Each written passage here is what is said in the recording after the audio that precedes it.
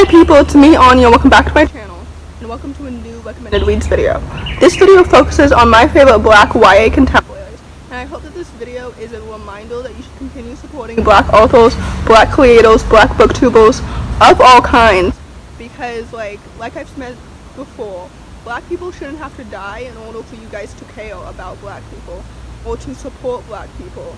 Because supporting black people should not be a trend or your new favorite bandwagon or anything like that. So anyway, let's get this party started. The first book on this list is called Punching the Air. This book is absolutely so amazing. It's so necessary and timely.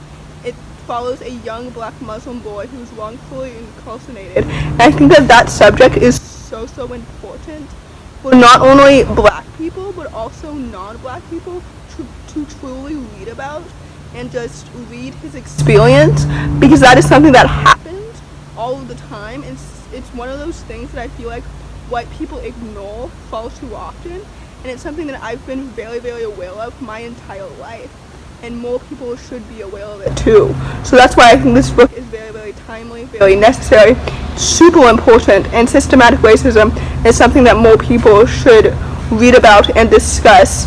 And please acknowledge that it is a privilege to learn about systematic racism now in 2020 instead of learning about it your entire life. You know what I mean? So anyway, this story is so good. It's so timely, it's so important, and it's just absolutely amazing. So please go read it. The next book on this list is called This Is What It Feels Like, written by Rebecca Barrow. This book is so good. It follows three former best friends who band together to compete in a music contest. This story is so good. It's a rather fluffy YA contemporary, I think. I would say this book is a little bit more fluffy than hard-hitting, but it still discusses subjects such as teenage pregnancy, underage drinking. One of the characters is a sapphic lesbian. This book is so good, and it was just so wonderful. I loved it. The three characters were so well developed and diverse, and it was just so wonderful, and I loved how all of those perspectives blended well together. There was a clear distinction between each and every one of them. It was so good, and I loved their friendship. It was just so well done, and I just loved it so much. And this story is honestly so underrated. It is so good, and I just absolutely love it.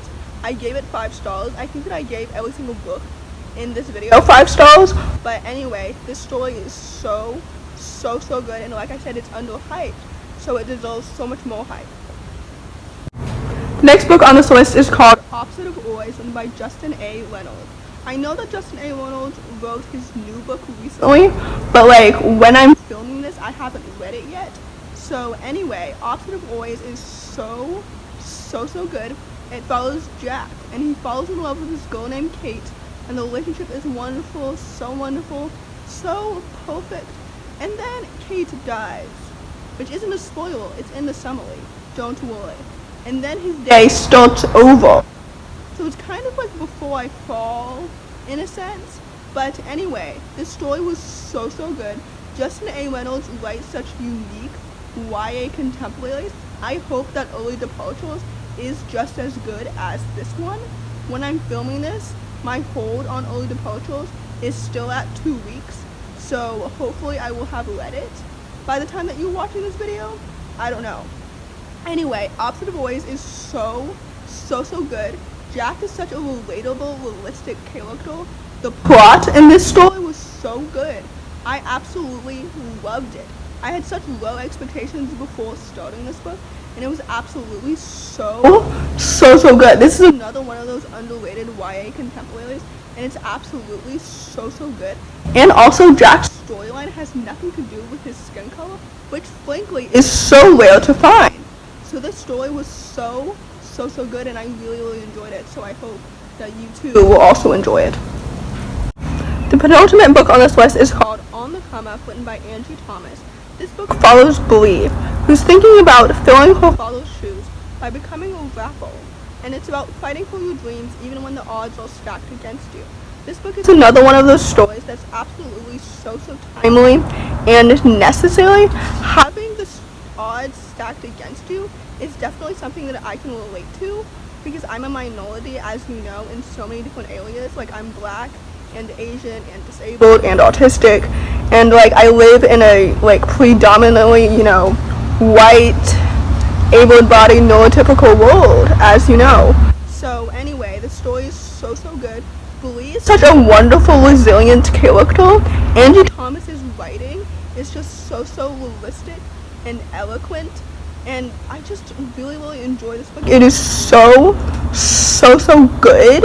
Like, not only did I say that it's timely and important and necessary, but it's also such a wonderful story too, that has such a determined, resilient character at its core. Blee is so wonderful, and I'm sure that there are many young black people out there who can relate to her and her situation and her experiences and all of that. So anyway, I think the story is absolutely so good. The next book on this list is called The Poet X, written by Elizabeth Acevedo. This story is so good. It follows a girl who discovers slam poetry as a way to understand her mom's religion and her place in the world. This story is so good. It's another one of those stories that's like so insightful and wonderful, but also just a great story too. Like, all of these books do provide insight as to what it's like to be a young black person, but also they're just also wonderful stories as well. You know, like, these books are all so great, even aside from the diversity that they provide to your bookshelves. You know what I mean? Like, I love stories that are all diverse and provide insight, but they are also, in addition, wonderful stories, because I think that books need more than diversity to carry them. You know what I mean? And these stories definitely do that. The Poet X is no exception. It is absolutely so good. This is my favorite book written by Elizabeth Acevedo. I have read all of her books so far. This story is so good. I absolutely loved it. It is just so wonderful. The main character is resilient and wonderful and so lovely, and I just really like her and her story. And the choice of the story being in free verse was a great choice because it brought the story more to life, you know? So anyway, this story was so good. So in conclusion, I hope that you enjoyed this video. If you did, please don't hesitate to give it a big thumbs up. I hope that you will comment down below if you've read any of these books. Let me know what you think. Comment down below your favorite YA black contemporaries. I will be continuing and talking about other genres in other videos later on. But yeah, I hope that this video also reminds you that performative allyship is not real allyship.